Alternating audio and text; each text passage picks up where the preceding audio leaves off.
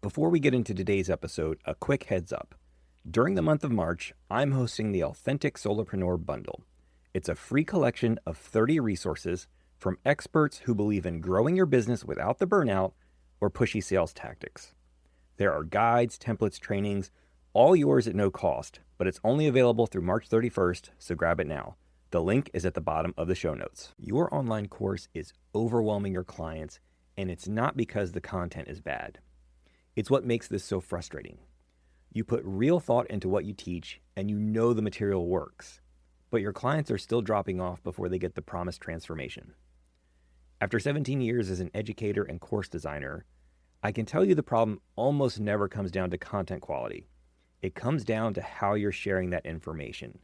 And there are 4 mistakes that cause this in almost every course I see. In this episode, I'm going to tell you what's actually happening when your clients feel overwhelmed and how to fix it without gutting your course. We'll start with mistake number 1.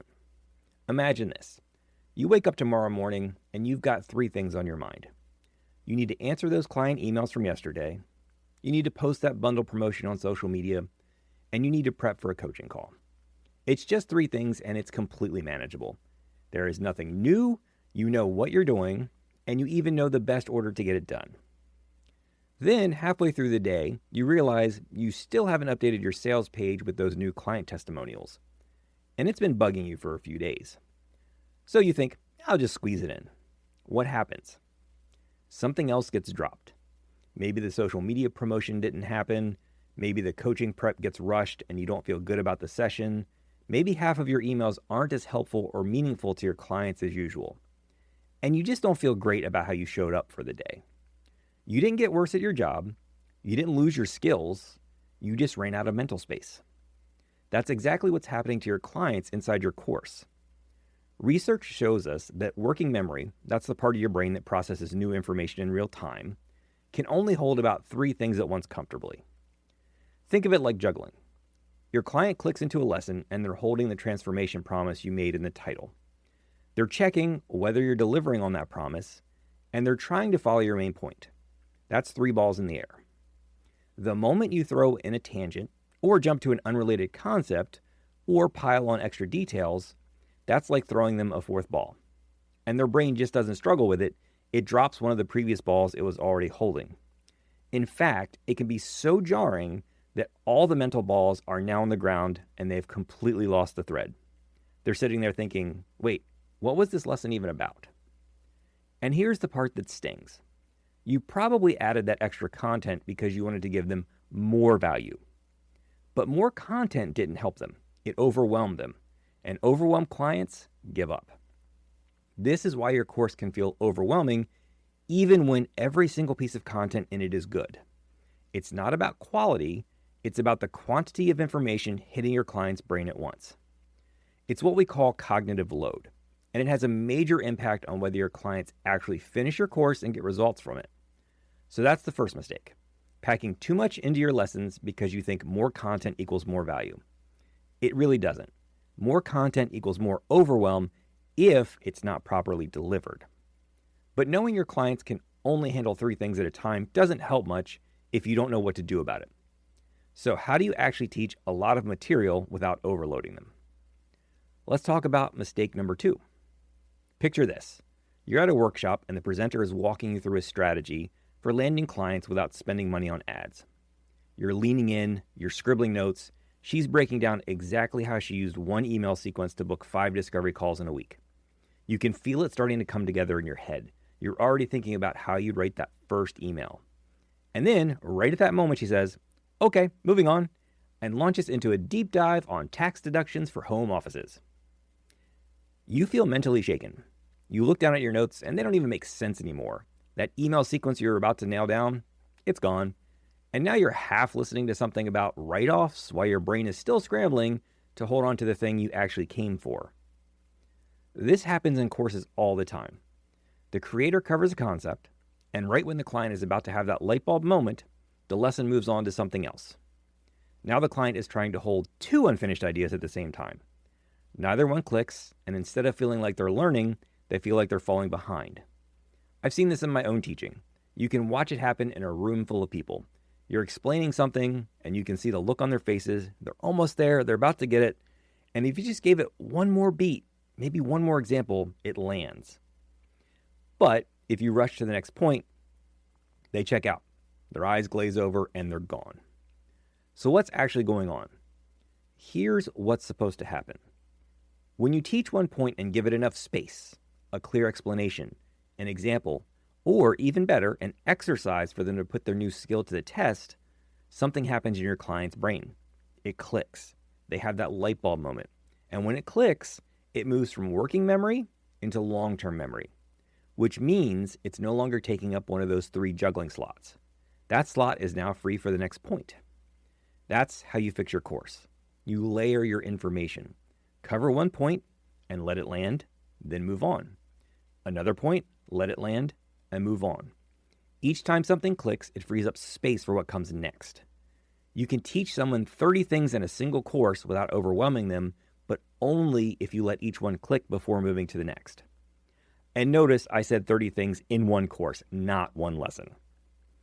So, if you're recording a lesson and you catch yourself saying, and another thing you need to know, or, oh, and while we're on this topic, stop. Finish the point you're on, let it breathe, then you can move on to the next one. Okay, so now you know your clients can hold only 3 things in working memory at a time, and you need to let each point land before moving on. But what if there was a way to make each point easier to hold in the first place? This is mistake number 3. Here's an example of what I mean.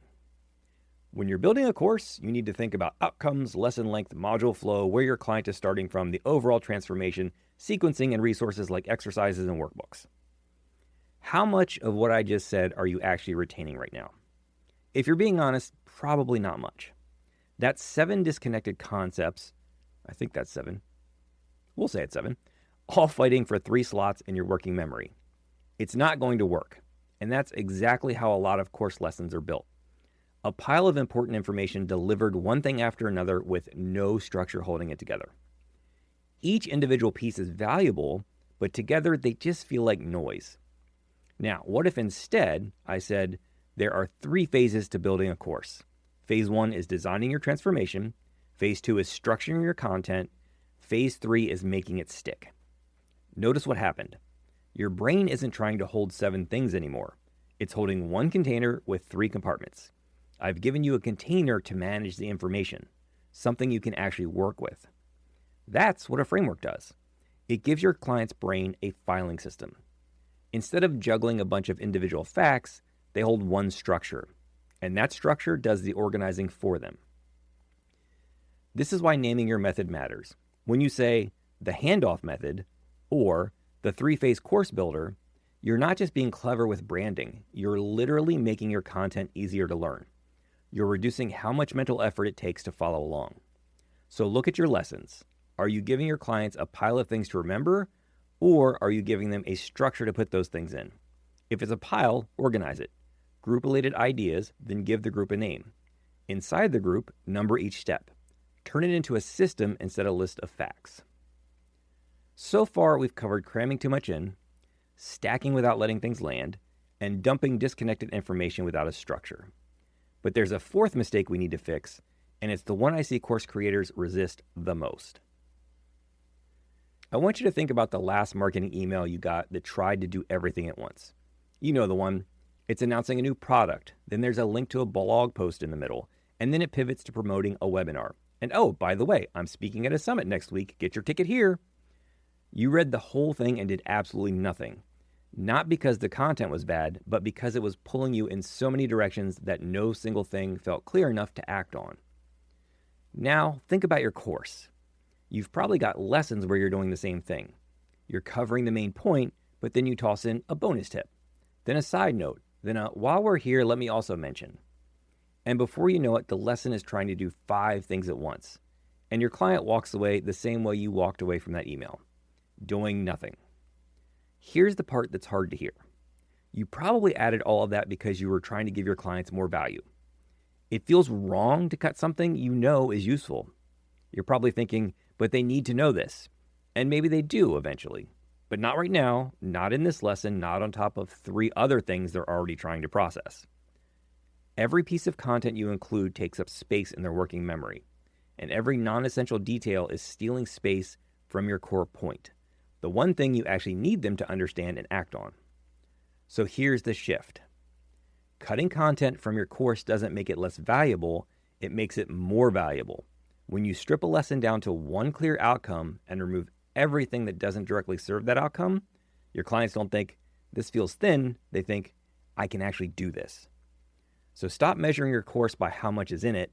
Start measuring it by how clearly your clients can act on what's there.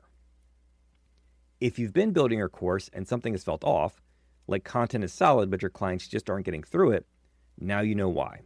It's not about what you're teaching, it's about how much you're asking their brain to handle at once.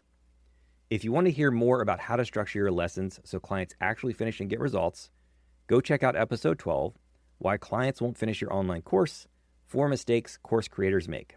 It pairs perfectly with what we've covered today. You've been listening to Course Creation for Solopreneurs. I'm Dr. Curtis Satterfield, and if nobody's told you lately, you've got what it takes to build your course. I'll talk to you in the next one.